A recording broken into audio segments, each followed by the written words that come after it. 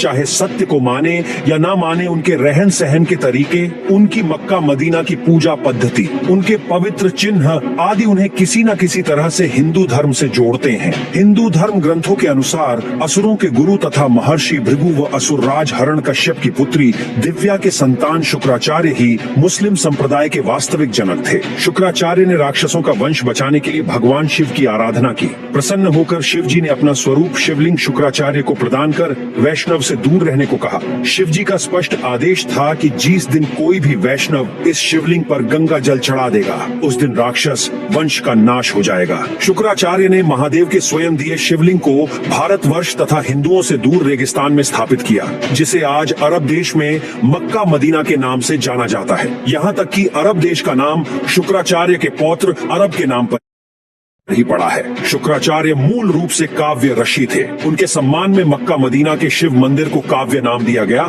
जिसे लोग काबा कहते हैं। कालांतर में काव्य नाम विकृत होकर काबा बन गया, जिसे मुसलमानों का सबसे पवित्र स्थल माना जाता है। अरबी भाषा में शुक्र का मतलब महान होता है और शुक्रम अर्थात शुक्रिया अथवा धन्यवाद शब्दों का जन्म भी शुक्राचार्य के नाम पर ही हुआ है। मुसलमानों का पवित्र जुम्मा शुक्रवार को मनाने की वजह भी गुरु शुक्राचार्य ही है। दोस्तों, अगर बात रामायण की जाए तो रामायण के अनुसार का शूर्पणखा वध नहीं हुआ और वह गुरु शुक्राचार्य के आश्रम में रहने लगी थी। यह सबको पता है कि भगवान श्री राम के आदेश पर लक्ष्मण ने शूर्पणखा के नाक काट दिए थे और तभी से वह अपना चेहरा ढक कर रखती थी। शूर्पणखा के चेहरा ढकने की परंपरा को अरब देश की औरतें आज भी निभाती हैं। अरब देशों के रेगिस्तान में तेज धूप होने की वजह से वहाँ के लोगों ने सिर ढकने के लिए टोपी पहनना शुरू कर दिया था, जो आगे चलकर उनकी पूजा पद्धति में शामिल हो गया। रेगिस्तान में उपजाऊ जमीन, अनाज आदि के अभाव में लोगों ने जानवरों को मारकर खाना शुरू कर दिया और इस हत्या को कुर्बानी का नाम दिया गया। इंसानों के मरने के बाद उन्हें जमीन में दफनाने की परंपरा शुरू हुई,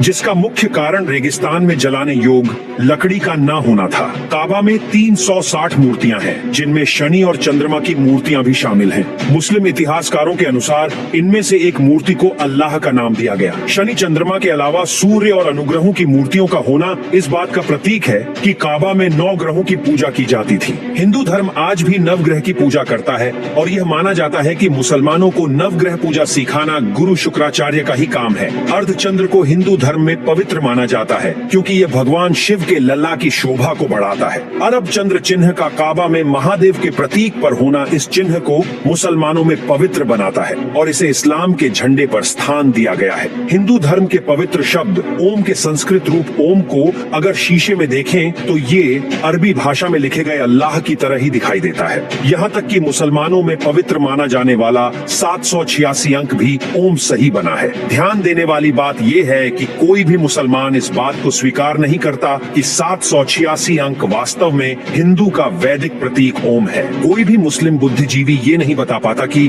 अगर 786 अंक ओम नहीं तो आखिर क्या है। मुसलमान मक्का जाकर काबा के शिवलिंग की 7 बार परिक्रमा करते हैं, जो बहुत पहले से चला आ रहा है। गुरु शुक्राचार्य ने यकीनन इस्लाम से पूर्व पैदा हुए अरब क्षेत्र के लोगों को हिंदू पूजा पद्धति सिखाई होगी। मक्का से कुछ ही दूरी पर एक बड़ा साइन बोर्ड लगा है, जिस पर लिखा है कि इस क्षेत्र में गैर मुस्लिमों का प्रवेश वर्जित है। यह साइन बोर्ड उस समय का प्रतीक माना जाता है जब इस्लाम की शुरुआत हुई थी, तथा यह भी अंदाजा लगाया जा सकता है कि शुक्र आचार्य ने भगवान शिव की दी हुई चेतावनी पर अमल करते हुए इस मंदिर के क्षेत्र में हिंदुओं के प्रवेश पर प्रतिबंध लगाया हो। जहां भगवान शिव का मंदिर होता है, वहां पवित्र नदी का पानी भी पाया जाता है। हिंदू मंदिरों की यह परंपरा भी काबा से जुड़ी हुई है और मंदिर के साथ ही पवित्र पानी का स्रोत भी स्थित है, जिसे जमजम के पानी के नाम से जाना जाता है।